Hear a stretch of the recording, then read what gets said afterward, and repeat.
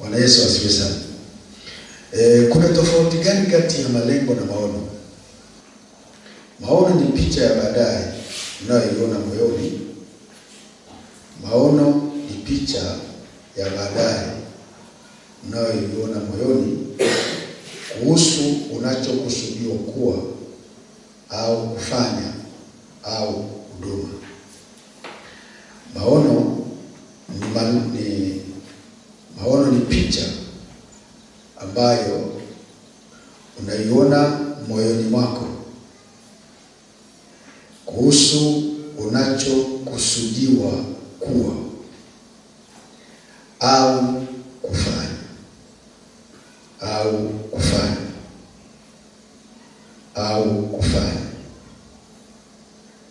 Kwa hiyo maono ni ile picha au ni yule mtu unayemuona siku za usoni kwamba atakuwa hivi. Na hii picha mtu anaiona. Na usipoipata hii picha katika maisha yako kama kijana, hii itakusababisha utumike vibaya. Na maono si ya muda mfupi. Maono ni ya muda mrefu. Lakini pia maono huambatana na wito au kusudi. Lakini pia maono utakuonyesha utakuwa nani na utabadilisha nini. Utakuwa nani na utabadilisha nini. Kuna vitu tunavyoangalia siku za leo. Akili za watu zinafanya kazi sana, lakini katika dunia sijui kama kuna kitu kipya. Vilivyopo vilisha kuwepo, na kinachofanyika sasa hivi ni kuboresha. Tuna mfano, aliyetengeneza simu ya kwanza ilikuwa ni simu kubwa sana, lakini leo zimeboreshwa mpaka zimekuwa katika ubora wa hali ya juu. Mpaka yule aliyebuni simu, yani ile ambaye ilikuwa na wazo la simu, akiangalia simu ndio atashangaa. Kwa sasa angalia jinsi ambavyo watu wanaweza kufanya vitu kwa mabadiliko makubwa sana kulingana na jinsi ambavyo wanaona vitu. Kwa hiyo maono ni picha ya kitu ambacho kiko moyoni, ambacho unakiona siku za mbeleni. Itakuwaje? Nitafanya nini? Ile picha. Na ile picha ndiyo inakusababisha wewe mwenyewe ujue mimi ni nani. Lakini pia maono yanapokuwa ndani ya mtu yana nguvu ya kumsukuma. Yaani unasikia kama moto unawaka. Ndio maana mfano kwenye Biblia tunaona mtu mmoja anaitwa Elia na Elisha, au watumishi wa Mungu. Sasa angalia, Elia alikuwa nabii tayari. Akamwita Elisha aweze kuwa mtumishi au kumtumikia. Sasa kitu ambacho cha ajabu ambacho unajifunza pale, utamwangalia Elisha alimtumikia Elia kama mtumishi wake na kwa unyenyekevu kabisa. Nakumbuka Elisha hakuwa mtu hovyo. Alikuwa mtu tajiri. Sababu alikuwa na jozi 12 za ng'ombe. Usikie mtu ana jozi 12 za ng'ombe, yaani kwamba alikuwa na shamba kubwa. Yaani yule ni settler. Lakini aliacha vile vitu akamfuata Elia. Aliona Elia ana kitu cha thamani sana. Sasa ili ujue moyo ningejuaje moyo wa Elisha, au ni nini alikuwa naona alipokuwa anamtumikia Elia. Sasa wakati ile Elia anapata kuondoka, anamwambia, rafiki yangu, nitaondoka kwako. Omba lolote unalotaka nikutendee kabla sijaondoka kwako. Sasa angalia hapo, hiyo ndio hicho kitu mbili ndicho nakiona cha muhimu. Ukiona kile kitu ndicho unamuona, naona ile ndoto au ile picha alikuwa naona siku za usoni. Nikamwambia nataka sehemu ya roho yako maradufu. Yaani anasema maradufu, na maana nataka sehemu ya roho yako si ndio kama wewe, lakini izidishwe mara 2. Kwa hiyo Elia alipokuwa anafanya ile kazi alikuwa anafanya, alikuwa anajiona mbeleni kwamba atakuwa nabii mkubwa kuliko Elia. Kwa hiyo kile anachomfanyia ni kwamba anataka ile mafuta yaweze kumiminikia kwa viwango vikubwa ili awe yule anayejiona. Kwa hiyo ile picha anayiona siku za mwisho ndiyo inayomwajibisha leo. Nieleweka? Bwana atujalie sana. Kitabu cha Mithali nasema pasipo maono watu hawezi kujizuia. Yaani waweza kufanya hovyo. Na kati ya kitu ambacho ikibaya sana kwa vijana ni vijana asiyekuwa na maono. Kwa hiyo tumeona maono ni si ndio? Jamani, tuko pamoja? Sasa malengo ni nini? Malengo ni hatua mahususi zinazopimika, zinazosaidia mtu kutimiza maono. Malengo ni hatua mahususi zinazopimika, zinazosaidia mtu kutimiza maono. Kwa hiyo ili maono yatimizwe yanahitaji malengo. Vitu hivi vinashirikiana. Na elewa kwamba kama unapokuwa na maono, kishakuwa na maono, kuna vitu ambavyo tayari unatakiwa uanze kuvitekeleza ili uweze kuwa vile unavyotakiwa uwe. Tuko pamoja?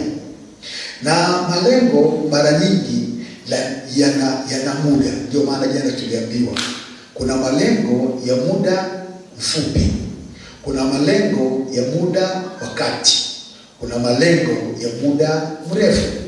Na tulifanuliwa jana hapa, sina nafasi ya kurudia. Lakini pia malengo yanapimika.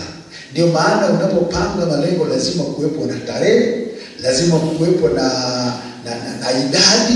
Nini nahitaji ili nikamilishe hivi vitu vyangu, vitu ninavyohitaji, aidha fedha, aidha vifaa. Kama ni mhubiri, labda nahitaji nipate vifaa na muziki, nina nini? Kama ni mchungaji, nataka labda kiwanja, nina nini ili nitimize nini malengo, maono yangu. Tuko pamoja? Lakini pia kuna aina ya rasilimali unazohitaji ili uweze kutimiza nini maono yako. Yaani kuna rasilimali watu, kuna rasilimali vitu. Rasilimali watu zina vipengele kama 2 au 3. Rasilimali watu ni rasilimali ambazo ndani ya watu kuna ujuzi, ndani ya watu kuna nguvu kazi. Hivi ni vitu ambavyo unahitaji ili angalau uweze kutimiza maono yako. Lakini pia malengo huleta nidhamu ya utekelezaji. Malengo yanaleta nidhamu ya utekelezaji, yanaweka nidhamu. Ndio maana Habakuki anasema iandike ndoto yako. Kitabu cha Habakuki mlango wa 2 mstari wa 2 anasema iandike ndoto yako, isomeke kama maji. Yaani anaeleza kwamba maono yanatakiwa yaandikwe ili yaweze kueleweka. Bwana Yesu asifiwe sana. Mfano Bwana Yesu. Mfano wa Bwana Yesu alikuja duniani, maono yake yalikuwa ni kuokoa ulimwengu. Hiyo ndio ilikuwa maono. Sasa malengo ya Yesu yalikuwa malengo au maono yalikuwa ni ulimwengu uokolewe. Lakini malengo yake yalikuwa ni kufundisha neno la Mungu. Lakini pia na kuponya wagonjwa. Lakini pia kuchagua mitume. Watu watakao kuwa wanatekeleza hii kazi yake hata baada yake. Lakini pia malengo ilikuwa ni kwamba lazima aende msalabani. Sasa tunaona vitu kama vingapi pale. Tunajua kwanza tunaona kwamba malengo, aliweka malengo yake kufundisha, na akiwa anafundisha watu, lakini pia alikuwa anaponya watu, anaombea watu, lakini pia alikuwa na alichagua viongozi, watu ambao watakuwa ni watendakazi pamoja naye ili maono yake yaweze kutekelezeka. Na tuangalia baada ya Yesu kuondoka, maono ya Yesu yanaendelea mpaka leo. Bwana Yesu asifiwe sana.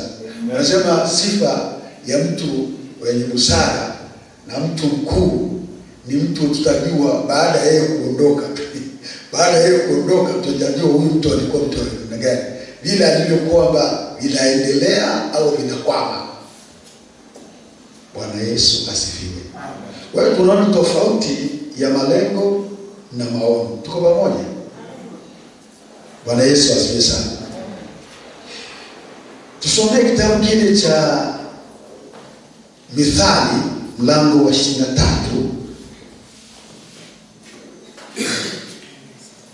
mstari wa 7. Maana aonavyo nafsini mwake mtu anavyojiona. Unajua wewe kuna jinsi unavyojiona. Anataka nikuhakikishie wewe mwenyewe unavyojiona ndivyo itakuambia uishi maisha ya aina gani. Unavyojiona itaamua uweje. Unavyojiona itaamua uvaeje. Unavyojiona itaamua kama umeweza, itaamua ukaombe kazi wapi. Unavyojiona itaamua ukaombe kazi wapi. Itaamua uombe kazi kijijini, wilayani, kwa wafanyabiashara, Ikulu, Umoja wa Mataifa au wapi, uko kote. Itaamua kitakachoamua kwamba mwenyewe mtu apeleka application yake Ikulu kuomba nafasi au ya kazi au kuomba nafasi. Mtu mmoja alisoma habari zake, alisema kwamba yeye alijifahamu kwamba yeye ni mlinzi. Na ni mlinzi mzuri. Na ametoa na uwezo wa kulinda vizuri. Akaona tangazo la kazi mahali. Kuna kazi ya kulinda. Akamwona ile tangazo. Alipomwona ile tangazo, akaenda nalo mpaka ile ofisi ambayo imetoa tangazo. Akiwa amebeba ile tangazo. Akamwambia nimekuja. Sema ngoja nimekuja, kuna tangazo limebandika kule la kuomba kazi. Sasa yule mtu ambaye mnamtaka ndiye mimi. Wakati alibeba tangazo, sema mimi ndiye mimi nilimtaka, huyo ndiye mimi. Nipende hiyo kazi. Sasa angalia mtu anajiamini namna gani? Anajiamini kwa sababu anajiona kwamba hiyo kazi ninaiweza kuifanya kwa ubora wa hali ya juu. Mara nyingi vijana wengi wanaongozwa na hofu. Unakuta mtu anajirahisisha kiaina au anakwenda mahali ambapo ana elimu nzuri sana. Angalia watu ambao wameajiriwa labda wako katika sehemu mbalimbali. Wengine wanacheti kama cha kwako. Wengine wamefanya degree moja tu kama wewe au mbili kama wewe. Lakini shangaa wewe una uthubutu kwenda kuomba eneo la kimataifa. Uthubutu kuomba eneo la kubwa. Yaani unaogopa kwa sababu unajifikiri. Sasa shida inatokea nini? Jinsi unavyojiona, ile hali ya unavyojiona ndio inakwambia kwamba unastahili kuwa na wapi, lakini pia unastahili kuwa na nani. Bwana atusaidie sana. Lakini pia unastahili kuishi wapi? Au unastahili kuolewa na nani au kuoa nani? Jinsi unavyojua. Ajionavyo mtu nafsini mwake. Mtu anajiona. Sasa unavyojiona isikusumbue. Kuna mtu anakaa kiaina kama alivyosema mhubiri hapa. Mtu anavaa, anachana, anatengeneza tu nywele vibaya, anavaa vibaya. Ndivyo anavyojiona, Anajiona anafanana na vibaka. Sasa angalia mtu mwingine anajitokeza tu anapiga suti, tai na nini kila wakati, hajalishi bwana. Yaani ndivyo anajiona. Wewe ni kwamba kilichosababisha Waisraeli usiingie katika nchi ya ahadi. Walijiona kama hapana. Bali haelewi hata nguvu ya Mungu iliyokuwa ndani yake ni nani. Lakini anakuambia ajionavyo mtu nafsini mwake ndivyo alivyo. Hiyo itakuonyesha. Hivyo kuna maswali matatu ambayo unatakiwa ujiulize. Maswali matatu muhimu sana unatakiwa ujiulize. Swali la kwanza, kwa nini nilizaliwa? Kwa nini nilizaliwa? Hili ni swali nyeti sana katika maisha ya mtu hata vijana. Kwa nini nilizaliwa? Lakini swali la pili, kwa nini niko hapa nilipo? Labda niko chuoni au nipo kazini, kwa nini niko hapa? Yaani usipoweza kujibu haya maswali, utafanya vibaya sana siku zote. Kwa nini niko hapa? Kwa nini niko chuoni? Kwa nini niko shuleni? Kwa nini niko shuleni? Ni kama nafurahisha nani? Kwa nini niko hapa nilipo sasa? Lakini jambo la tatu, vita vyangu ni nini na hadi yangu ni upi? Hivi ni vitu muhimu sana. Sasa tuangalie vipengele hivyo nilizungumza. Kwa nini nataka nikuulize au tuulize maswali haya matatu? Lengo la maswali haya ni kama lengo la maswali haya ni ili kumfanya kijana ajitambue. Lakini jambo la pili ni ili kujua kusudi la kuwepo kwake. Kujua kusudi la kuwepo kwake. Lakini jambo la tatu, kutambua vita vyake halisi. Ni vita vya aina gani? Na kitu kingine ni ili kusaidia kuweka vipaumbele sahihi katika maisha yako na kujenga akili yenye afya na mwelekeo sahihi. Bwana asifiwe sana. Kujenga akili yenye afya na mwelekeo sahihi. Lakini pia ni kujua kusudi la kuwepo kwake. Kujua kusudi la kuwepo kwake. Lakini pia kutambua vita vyake, aina ya vita vyake. Aina ya vita vyake. Unajua kila mtu ana aina ya vita anavyokabiliana navyo katika maisha ya mtu. Na kusudi la shetani ni kukufuruga maisha. Usiweze kutendea kwa chochote na usio vile Mungu alitakiwa, uishi kwa hasara duniani. Lakini pia hii itakusaidia nini? Itakusaidia kuweka vipaumbele. Vitu gani natakiwa niweke mbele? Yaani niweke mbele. Yaani vipaumbele gani natakiwa nichukue? Lakini mwisho ni kujenga akili yenye afya na mwelekeo. Biblia inasema katika kitabu cha Yeremia mlango wa 1 mstari wa 5. Kabla sija kuumba mimi Mungu tumboni mwangu nilikujua, na kabla ya hujatoka tumboni nilikutakasa. Sababu ya kufanya hivyo, nimekuweka wewe ili kuwe nabii wa mataifa. Tuangalie Zaburi 139 mstari wa 13 hadi wa 15. Maana wewe ndiwe Mungu uliyeniumba mtima wangu, uliniumba tumboni mwa mama yangu. Nitakushukuru kwa kuwa umeniumba kwa jinsi ya ajabu na ya kutisha. Matendo yako ni ya ajabu na nafsi yangu yajua hivyo. Amen. Ukiangalia huo mfumo, unaangalia jinsi Mungu alivyotengeneza na ni Mungu alivyokuumba. Mungu amewekeza vitu ndani yako vikubwa sana. Na hivi vitu alivyowekeza ndani yako unatakiwa uvifanye duniani kabla hujafa. Kitabu cha Efeso mlango wa 2 mstari wa 10. Kwa maana sisi tu kazi yake tuliumbwa katika Kristo Yesu tutende matendo mema ambayo tokea awali Mungu aliyatengeneza ili tutende hayo. Yaani unatakiwa kujua kwamba tayari Mungu amekutengenezea kitu cha kufanya na Mungu amekutengenezea barabara yako duniani. Na ufahamu wako ukielewa hii maneno huwezi kudharau. Ufahamu wako ukielewa namna hii utajijua wewe ni mtu wa thamani. Utajitambua katika Kristo jinsi ulivyo. Bwana Yesu atusaidie sana. Amen. Fahamu kuzaliwa kwa bahati mbaya na ukuzaliwa kwa sababu wazazi wako walitaka uzaliwe hata kidogo. Umezaliwa kwa kusudi. Na hilo kusudi ndilo sababu ya wewe kuwepo.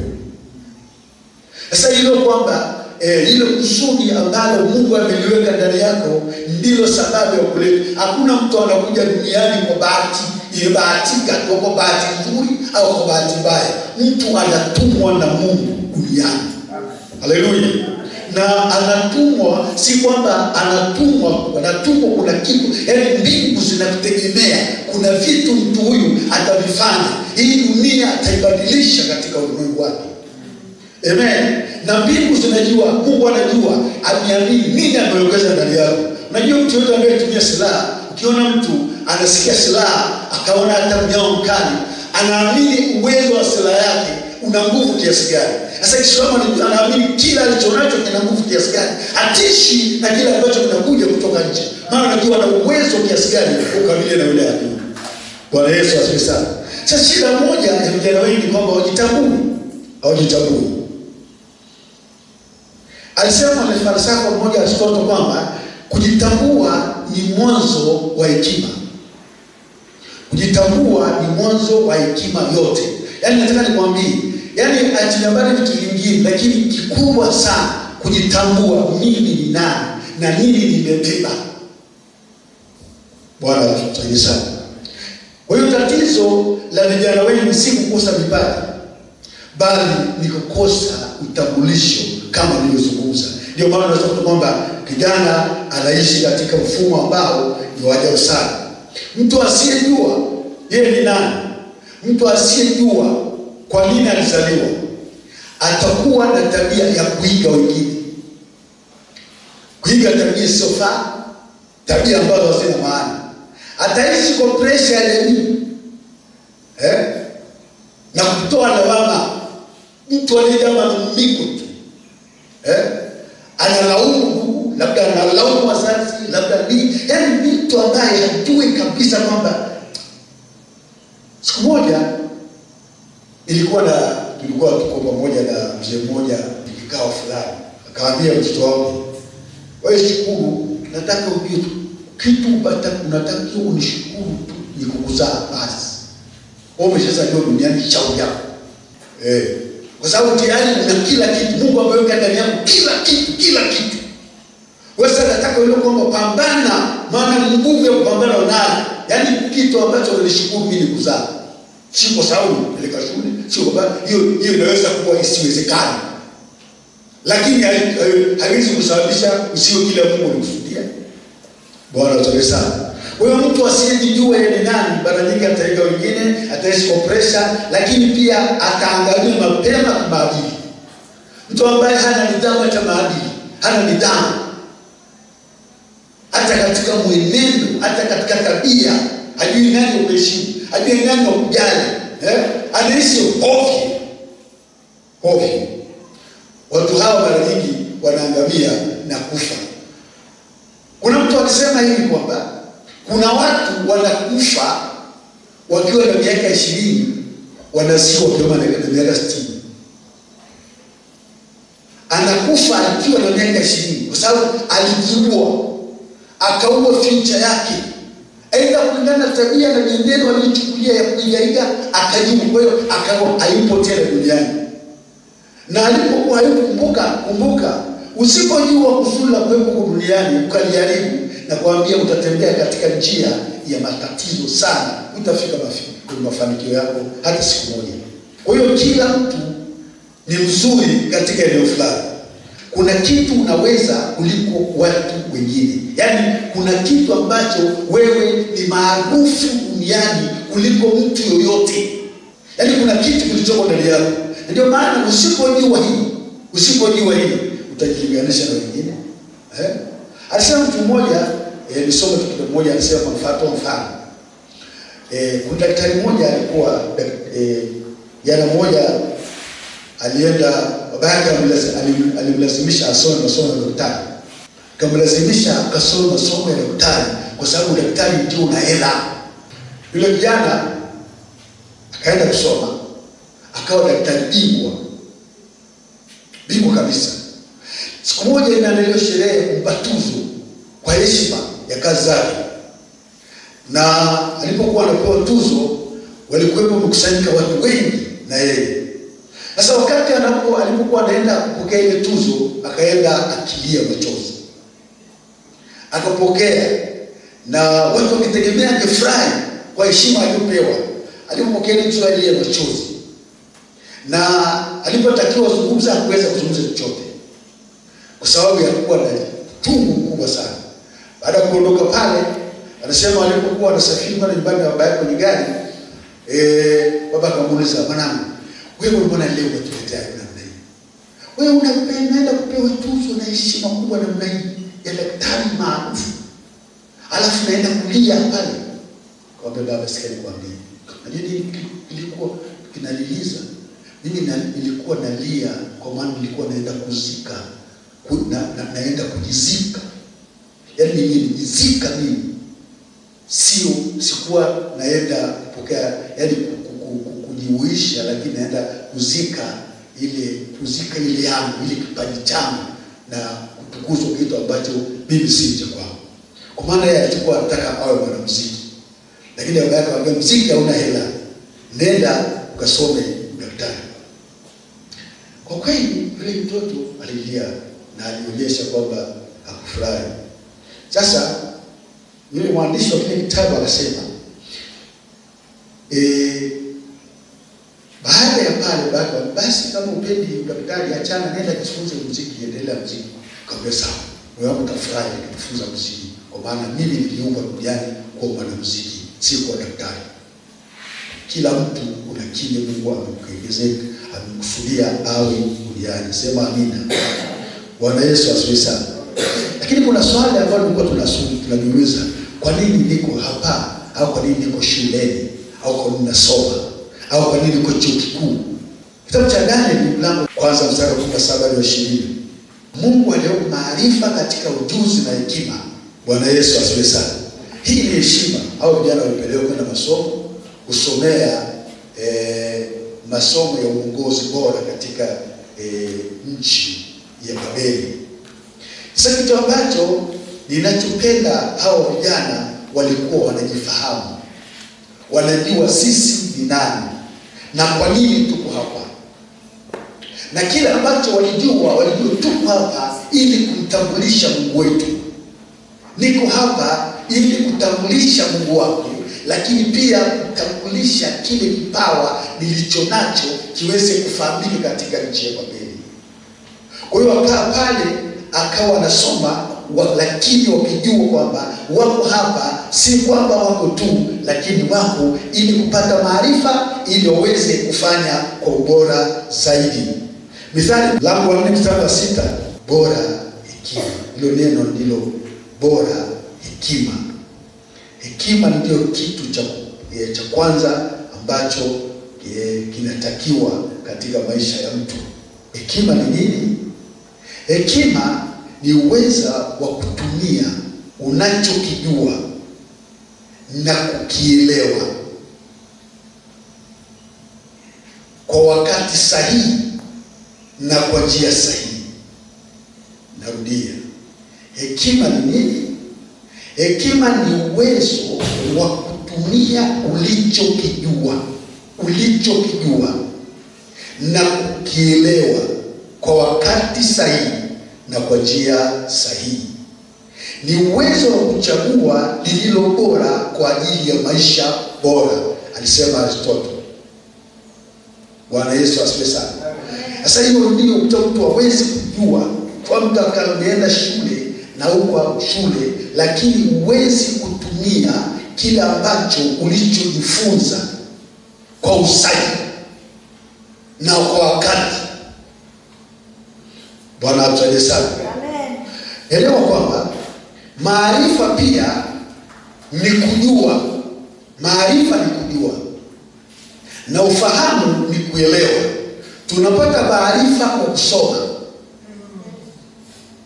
na tuelewe kwamba tunapata maarifa jinsi tunavyosoma, lakini pia jinsi tunavyosikia, lakini pia jinsi tunavyofundishwa, lakini pia jinsi tunavyoona na kuchunguza.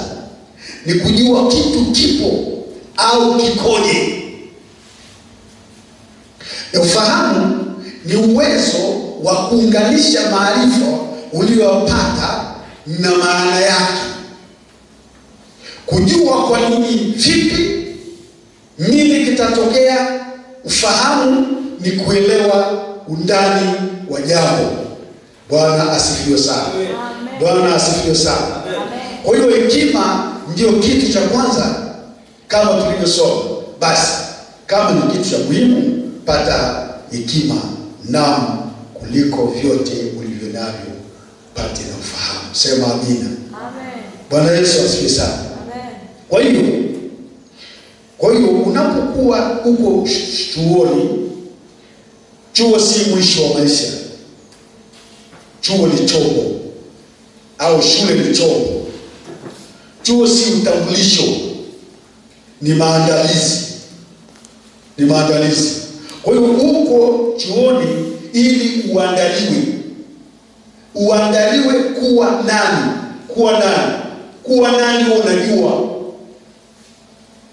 Kwa sababu kama ujue wewe ni nani na unaandaliwa kuwa nani, tunapoteza muda kwa kufundisha. Ndio maana tunaweza kuona kijana yuko shule lakini anavuta bangi. Unaona kijana yuko shule lakini anaanza kutabia hata uzinzi na washarati. Lakini yuko shule. Hajui kwa nini yuko pale. Hajui anaandaliwa ili nini. Hata mwana hajui. Na sasa kama ujui tunafanya nini? Mwalimu anajaribu kuwekeza vitu vya maana, lakini wewe mwenyewe hujui unawekezewa ili nini. Na aina ya watu hawa ni shida sana. Ni shida mahali popote. Hata hapa. Unajua kwa hapa za shule ile semina hii. Kuwa hapa, usipojua kwa nini kwa hapa. Na kwa nini hao wazee walitufundisha? Usipojua hata hivyo pia ni shida nyingine. Na utajali, na utaona muhimu. Na ndio maana nakwambia kwamba dunia inahitaji watu ambao wanajitambua. Watu wanaojitambua na kuambia ni watu watakaobadilisha dunia yao. Na kila dunia ina aina ya watu fulani Mungu aliokusudia mahali fulani. Kiona Mungu anapeleka shuleni, anakuandaa kwa kitu fulani. Kuna kitu ili kwanza kwetu. Kuna maisha ambayo unatakiwa ubadilishe. Kuna vitu unatakiwa ubadilishe katika dunia yako. Unajua ukiona kuna shida mtaani, kwa mfano hapa, ukiona kuna shida mtaani, kuna aina ya mtu hatuna. Ukiona kuna shida ya maji mahali, kuna aina ya mtu hatuna. Bwana asifiwe sana. Ukiona tuna shida ya vitu ya biashara, hatuna vitu, kuna aina ya mtu hatuna. Ukiona kazi haiendi vizuri mahali, kuna aina ya mtu hatuna. Na hili lazima elewe. Kwa hiyo kila mtu yuko kwa sababu maalum. Sasa unapokuwa huko niko chuoni, niko masomoni, lazima ujue kwa nini niko hapa na andaliwa hivyo nani. Sasa kile nani unakijua wewe. Bwana tusaidie sana. Amen. Kwa hiyo leo kwamba chuo si utambulisho, ni chombo. Na sio utambulisho, ni maandalizi. Mtu mmoja mwanafalsafa mmoja alisema kwamba elimu ni kuwasha moto, si kujaza chombo. Elimu ni kwamba moto, yani ni kwamba tunakweka ni kwamba sufuria linawasho, moto unawaka. Si kwamba tunajaza kitu kijae. Hatukujazi tu ujinga, hatukujazi elimu tunakujaza. Hapana, tuna vitu tunawasha ndani yako ili kuondoka pale ukawe moto. Kwa mfano kipindi fulani, angalia. Kipindi fulani nilikuwa nasoma masomo ya theolojia. Wakati niko shuleni, yani nisikia moto unawaka, nikasema nikienda kanisani nitabadilisha na kuambia ile tabia nitaondoa. Yani kuna moto unawaka. Kama mtu unajielewa, ukinapokuwa na mwalimu anawasha moto, unasikia msisimua kama ile kitu ambacho anakufundisha ndio cha kwako, na kuambia wewe utakapokuwa pale unasema ni lini nitatoka hapa? Walingoje ule mjini. Hivi ni kule swali, ni nini kinachofanya watu waseme huyu mtu amesoma? Kwa kweli yule kijana fulani ameenda shule. Nini kinasababisha watu waseme? Si watu wanaenda shule. Nini kinamfanya mtu au watu waseme kwa kweli yule kijana ameenda shule? Ina maana kuna vitu wamefanya, si ndio? Watu waweza kusema tu kwa sababu unakaa pale umeenda chuoni, una cheti kikubwa, una nini. Ila haisumbui kuwa na cheti chochote. Tunaangalia maarifa uliyopata pale, utakapoyafanyia kazi tuyaone, ndio tena kwa kweli huyo mtoto ameenda shule. Kwa sababu kuna aina ya ujinga hauna tena. Kwanza unajielewa. Basi kuna unatembea ovyo kibla yudani na unatembea za ajabu na kupoteza muda. Bwana atusaidie sana. Amen. Vijana wengi wako chuoni lakini hawajui wako pale ili nini. Na wao wanatafuta vyeti badala ya kutafuta maarifa. Na kuambia kama unatafuta vyeti, cheti unaweza kupata ukaviweke sandukuni ili akusaidie. Kwa jamaa mmoja nilikuwa naye mtu ambaye ana vyeti mpaka aliponifunulia kwenye biro yake akanipa vyeti vyake, nikamuogopa sana. Lakini ana maisha mabaya kuliko ambaye jana. Kama shamba baya, ana vyeti wewe, ana vyeti, ni profesa, lakini haina ya maisha anaishi ni mabaya sana. Ni mabaya. Unapoona fursa inatokea, itumie vizuri. Bwana Yesu atusaidie sana. Biblia inatuonyesha wazi kwamba kumcha Bwana ni chanzo cha maarifa, bali bafu dharau hekima na damu. Amen. Bwana atusaidie sana. Utambulisho wa mtu kwamba ameenda shule ni vile vitu anavyofanya baada ya kusoma. Bwana Yesu asifiwe sana. Fahamu kwa nini najifunza. Najifunza ili nini? Cha kwanza, najifunza ili kubadilisha jamii. Ninajifunza ndipo hapa mbele shuleni kuna jamii yangu nataka nibadilishe. Kwa mfano, nimetoka katika familia maskini na familia duni. Nataka Mungu anisaidie nisome. Na ndio maana ukiangalia watu ambao wanasoma na wanajielewa, wanatafuta Mungu vizuri na wanajizingatia masomo, wanajua nitakwenda kurudi. Mtu mmoja, kuna kijana mmoja aliwahi baba yake, mimi nakwambia usijali kuuza shamba kwa ajili yangu. Uza shamba niende shule. Uza shamba niende shule. Na mimi nakuahidi ili shamba nitakununulia mashamba. Hapa nakaamini kwenda kuuza shamba. Bila kijana akafanikiwa, amekuja amesoma na ananunulia shamba. Tunaona anajua niko shuleni, kuna kitu najiandaa kwenda kubadilisha mahali. Lakini pia niko hapa ili kutengeneza mfumo fulani, kutengeneza. Unajua dunia ni mfumo. Dunia, neno dunia, ndio maana sio usipende dunia wala mambo yaliyoko. Dunia ni mfumo. Sasa kuna mifumo ambayo mimi nataka nikaitengeneze au nataka nipate aina fulani ya mfumo utakao nisaidia kwamba niuendeshe ulete faida na tija katika jamii yangu. Lakini jambo lingine, nasoma ili kutatua tatizo. Tatizo gani? Ni nini nataka nitatue katika dunia? Kwa mfano niko hapa Tanzania, ninapoangalia mfumo wa siasa, ninapoangalia mfumo wa elimu, ninapoangalia mfumo wa uchumi, ninapoangalia mfumo wa mahakama, ninapoangalia mfumo hivi vitu ninavyoangalia kwa jicho la aina gani? Ninaona nini ambacho mimi kama Mungu atanipa nafasi naweza kubadilisha nini? Sikali kuambia, unajua kama vile kuwa mbunge si maono, kuwa rais si maono, kuwa waziri si maono, kuwa mwalimu si maono. Ile ni nafasi. Na nafasi anapewa mtu mwenye maono ya kutekeleza vitu. Ndio maana ubora wa shule unategemea aina ya mwalimu mwenye maono. Siku moja nilienda shule moja inayofundisha sana hapa mimi. Watu wanafaulu sana. Alafu wanafaulu darasa zima, Nikaenda siku moja pale nikamtembelea kwa mkuu wa shule. Nikamwambia mwalimu, hebu niambie siri gani unafanya? Kwa nini shule hii inatoa wanafunzi wote alafu wanafaulu kwa maksi za juu sana?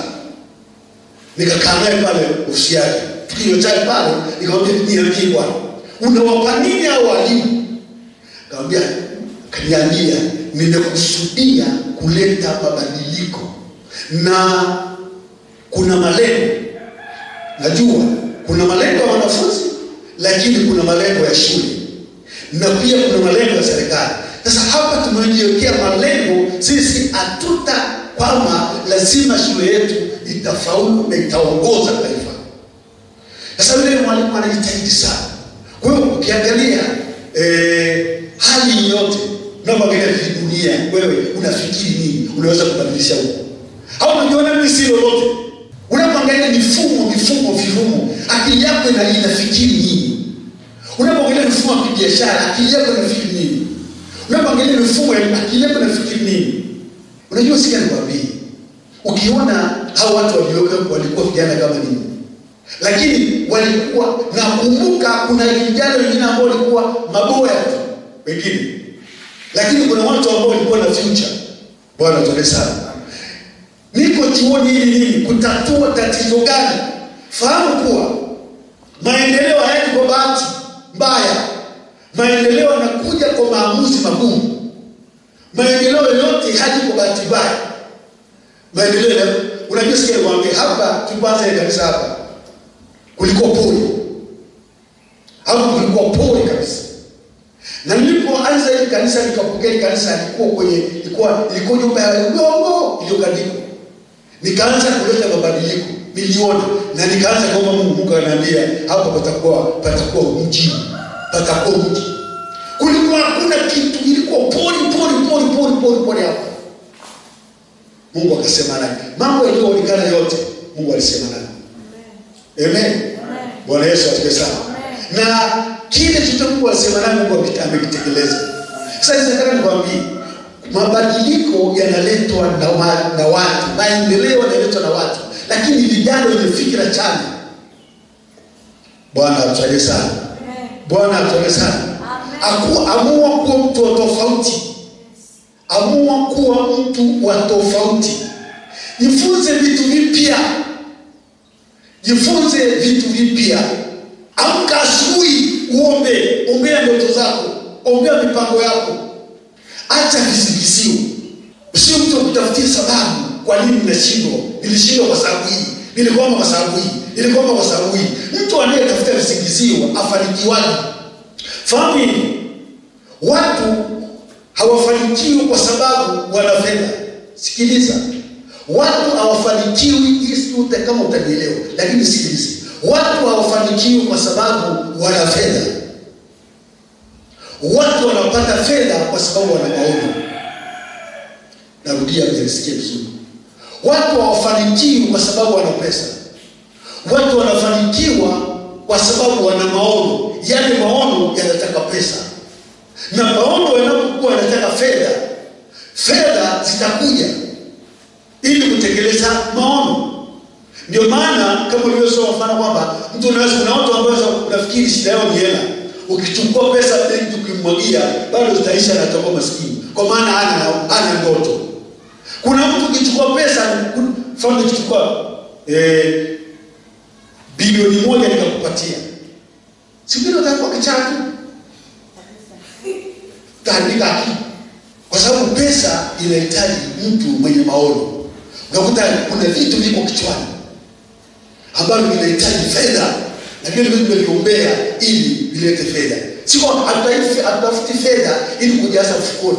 Tunatafuta fedha ili kutekeleza ndoto tulizonazo. Bwana atusaidie sana.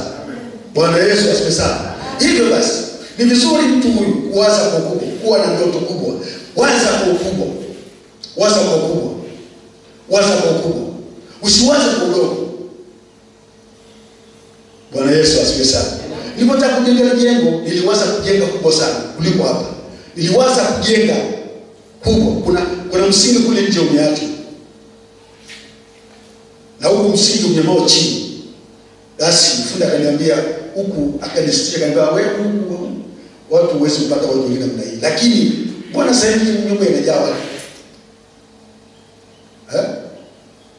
Kila mtu anasikia na anashuhudia bisi. Nilimwambia kwamba nilipokuwa nataka kujenga nyumba, mimi nilikuwa sina pesa ya kujenga nyumba kubwa wala nyumba ndogo. Na nikaona kwamba nataka nimwamini Mungu katika kujenga. Nikasema mimi naamini Mungu, sinaamini Mungu. Kama nina uwezo wa kujenga ndogo ninajenga, lakini sina uwezo. Nikaamini kujenga nyumba kubwa. Nikapima kubwa kabisa. Mpaka watu wananiambia kwamba yeye ndo mtoto wake. Lakini bado sijamaliza, mpaka sasa nimaliza bado naendelea kujenga. Lakini nitamaliza kwa jina la Bwana. Amen. Waza kwa ukubwa. Usishangae kijana mtu anawaza kufikiri kufanya kitu kwa udogo. Akitaka kujenga nyumba yake, kwa mfano angalia mtu anataka kujenga nyumba. Hivyo mfano umeoa. Sema umeoa. Sema sio cha jenga nyumba kwa karibu mmoja au mmoja tu na sebule. Asina kuelewa. Mbele Mungu atabariki kuwa na watoto wa kike na wa kiume. Lakini pia utapata wageni. Labda huku nilijini. Kuna mahali kwa ilibidi mgeni aje kwako upeleke guest. Kama unajenga, kama kujenga kwa ukubwa, amen. Waza kwa ukubwa. Amen. Usiwazi kama unafanya biashara, waza kwa ukubwa. Kama unafanya chochote, waza kwa ukubwa, alafu unapowaza kwa ukubwa itakusaidia itakusukuma kuomba. Ukiona mtu anataka kuomba, ni kwamba haoni kwamba kuna kitu ambacho anahitaji. Lakini ukiona mtu hata hataki kitanda, anakuja kanisani kumlilia Bwana, ni aina ya ndoto aliyobeba, ile ambacho kilichoko ndani yake ndicho kinamfanya aweze kuomba, afunge kilicho ndani yake ndicho kinamfanya mtu atafute Mungu. Lakini kama ni kidogo, huna haja. Bwana asifiwe sana. Lakini elewa kitu kingine. Vita vyangu ni juu ya nini? Vita vyangu ni juu ya nini? Waefeso mlango wa 6 mstari wa 12. Korintho wa 2:13 hadi 5. Alizia Mithali mlango wa 4 mstari wa 23. Bwana Yesu asifiwe sana. Haya maneno yote yanatuonyesha kwamba tuna vita katika maisha yetu. Mafanikio ya mtu yoyote ni vita. Ndio maana hata Waisraeli walipoingia katika ile nchi ya ahadi, Mungu aliwaambia ili muweze kumiliki lazima mpigane na lile taifa lililoko kule, muwaue. Kibaliza kuwaua ndio kumiliki. Hakuna kitu rahisi, asikudanganye. Maisha rahisi hamna. Na usipoomba na kutafuta Mungu na kuvaa silaha za kimungu, ni vigumu kushinda. Lazima utumie silaha za Biblia, silaha za Mungu. Uwe mtu mwombaji, uwe mtu unayesoma neno la Mungu, uwe mtu unahudhuria kanisani kwa kupenda, uwe mtu wa sadaka nzuri, sema amina. Penye thamani panalindwa. Maisha ya kijana ni ya thamani, na thamani wa mtu uko moyoni mwake. Ndio maana maandiko yanasema linda moyo wako kuliko vyote ulindavyo. Maana huko ndiko zinakotoka. Yaani ukiona ushindi wako, mafanikio yako, nguvu yako vinatoka moyoni mwako. Sasa ni vizuri kujaza moyoni mwako neno lako, neno la Mungu. Nasema kwamba nimeliweka neno lako moyoni mwangu nisikutende dhambi. Neno lako ni taa na mwanga wa njia zangu. Bwana atusaidie sana. Amen. Fahamu kwamba kuna maeneo 5 ya vita vya kijana. Maeneo 5 ya vita vya kijana. Maeneo 5 ya vita vya kijana. Maeneo 5 ya vita vya kijana. Eneo la kwanza ni vita ya akili. Eneo la kwanza ni vita ya akili. Shetani anashambulia sana eneo la akili. Ndio maana anaweza kufanya usijali masomo, usijali kupata maarifa ya faida. Unachukua vitu vya ovyo ovyo au unasoma vitu vya ovyo ovyo ili kuharibu akili ya mtu. Kumbuka akili ya mtu inajengwa na kama nilivyozungumza, inajengwa na mafundisho yaliyo bora. Sasa matokeo yake akili ikifurugwa, unakuwa kijana mwenye hofu. Ndio maana unaishi kijana unakuwa kijana usijitambua au usijiamini, usijikubali. Unajiona kama uliyeshindwa. Huwezi kuthubutu kwenda kuomba kazi katika eneo lilo bora. Unaona si style yangu, sifai kwenda pale,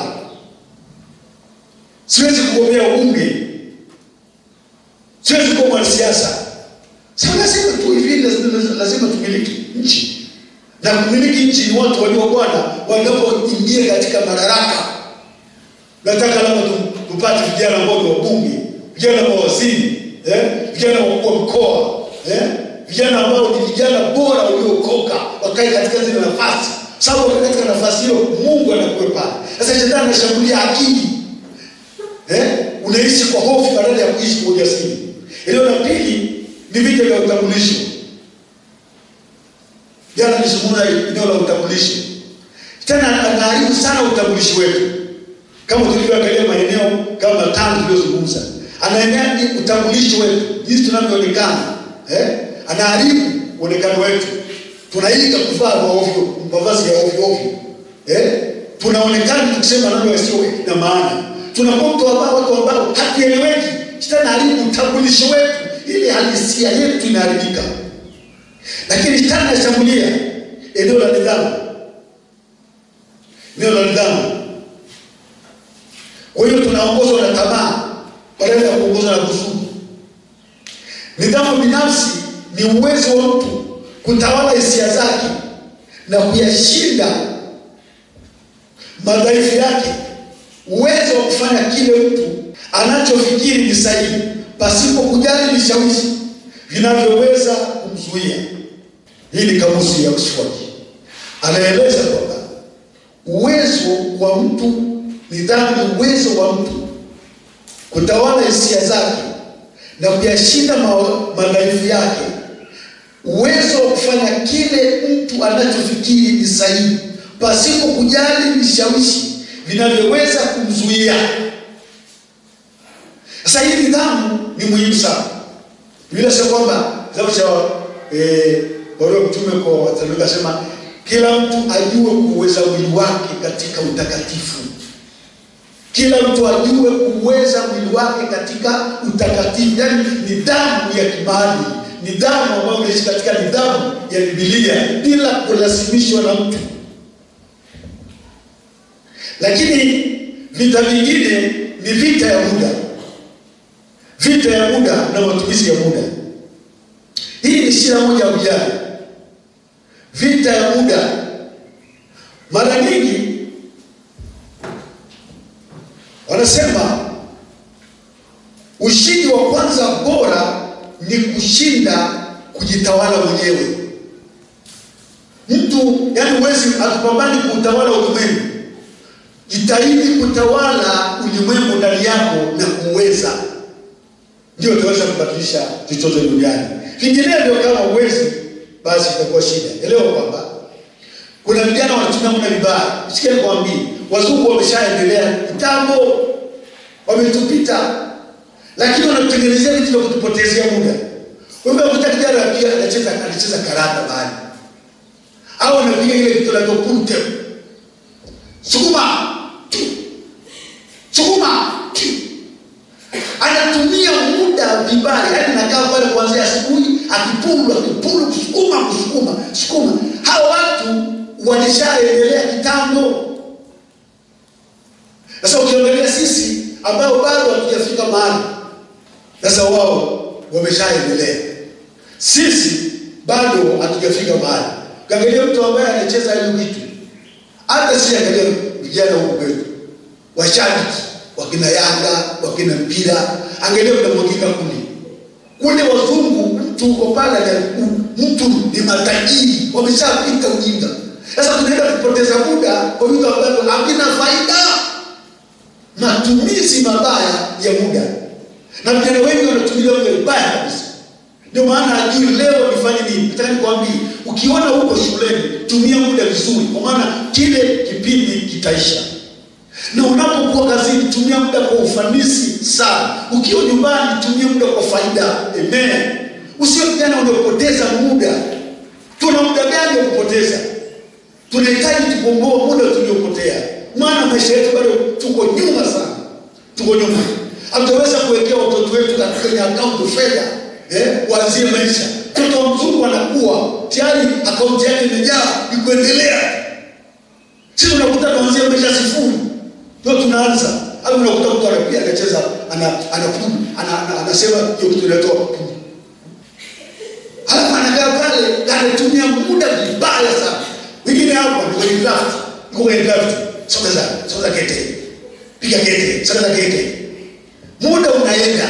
Wengine wanaosema makete hiyo, wanasubiri, wako mjini pale, wanasubiri container kutoka Dar es Salaam ifike Arusha, maana wanasubiri mzigo wao. Mwingine anafikiri kwamba tuko kwa tajiri bwana, na tajiri kitanganaye sogeza. Kumbe afikiri kwanza anataka wa makampani. Wanajua kuna watu wanataka watu wajinga wakae pamoja nao ili waendelee kupotezea muda, ili waendelee kuadumu. Shtuka vijana, utumia muda vizuri. Shetani anatumika sana kwa ajili ya kuharibia maisha ya vijana. Lakini vita ya maadili, raha ya sasa. Kumbuka, raha ya sasa ni dhiki ya hatima yako. Unataka kujipe raha leo, wakati bado kuna mambo ambayo unatakiwa uwekeze ya muhimu. Yaani kumbuka, bado wewe unahitaji raha hata kidogo. Bado unahitaji kuchachamaa, kupambana mpaka mambo yaeleweke. Una mahali pa kurudika hata kidogo. Kichwa chako kinataka kuwake moto. Ufikiri kama mtu ambaye, yaani akili yako ifikiri sana. Fikiri sana. Nifanye nini nibadilishe katika jamii? Nifanye nini katika taifa letu? Lione taifa kama lako. Tusione kama sasa tu. Hata nisikie kuambia, hata kama tuko kijijini, tusione kama sisi tuko kijijini. Tujione kama Tanzania. Sema amina. Kujione kama mtu ambaye anataka ni kingine badilike tu katika nchi. Sipoteze muda. Bwana Yesu asifiwe sana. Haleluya. Fahamu, alisema na falsafa mmoja anaitwa Plato. Akasema hivi, na nukuu, ushindi wa kwanza na bora ni kujishinda mwenyewe. Ukitaka kubadilisha ulimwengu, badilisha kwanza ndani yako. Nimezungumza. Ndio maana nikatoa mifano mbalimbali. Sasa, mambo gani ya kutia kipaumbele katika maisha yetu kama vijana? Mambo gani ya kuyapa kipaumbele?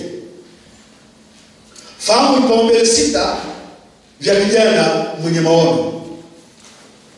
Vipaumbele 6 vya vijana au vya vijana mwenye maono. Soma kitabu kile cha Mathayo mlango wa 6 mstari wa 33. Bali utafuteni kwanza falme wake, nayo nyingine mtazidishiwa. Vipaumbele 6 vya vijana mwenye maono. Cha kwanza, mahusiano na Mungu. Uwe na mahusiano mazuri na Mungu. Uwe na mahusiano mazuri na Mungu. Uwe na mahusiano mazuri na Mungu. Namba 2, tabia njema ni bora. Tabia njema ni bora kuliko kipaji. Tabia ni bora kuliko kipaji. Ninakwambia, na kati ya kitu ambacho unaweza, hata kama una kipaji kikubwa kiasi gani, kama tabia yako ni mbovu, itakuchafulia siri yako. Lakini pia, kwa hiyo kama nilivyozungumza jana, jitahidi kuhakikisha kwamba tabia yako ni njema. Sasa tabia ni muhimu kuliko kipaji. Naweza kuwa mwimbaji mzuri, lakini kama una tabia mbaya, itachafua heshima yako mbele ya watu. Lakini pia, paumbele kingine, maarifa.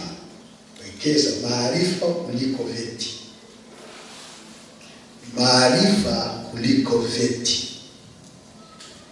Hakikisha unapata maarifa. Na ndio maana unapokuwa shuleni, fahamu mwalimu ni mtaalamu. Na unatakiwa unyonye yale maarifa yaliyoko ndani yake, ili yakusaidie. Huwezi kwenda kuandamana shuleni, huwezi kugoma shuleni. Kwa maana pale tunahitaji mwalimu kama mtaaluma, hawezi kunipatia maarifa yaliyoko ndani yake, yaweze kumsaidia siku mbeleni. Lakini pia nidhamu kuliko msisitizo. Kipaumbele ni nidhamu, kuwa na nidhamu kuliko kuongozwa na tamaa. Nidhamu kuliko msisimuko. Lakini pia pointi ya namba 5, ujuzi na vitendo. Ujuzi na vitendo. Ujuzi na vitendo. Namba mwisho, Hivi vitu sita nasema ni vipaumbele kwa kijana mwenye maono. Kama utawekeza vitu hivi 6 katika maisha yako, utakuwa kijana bora sana kwa siku za usoni. Bwana Yesu asifiwe sana. Bwana Yesu asifiwe sana. Amen.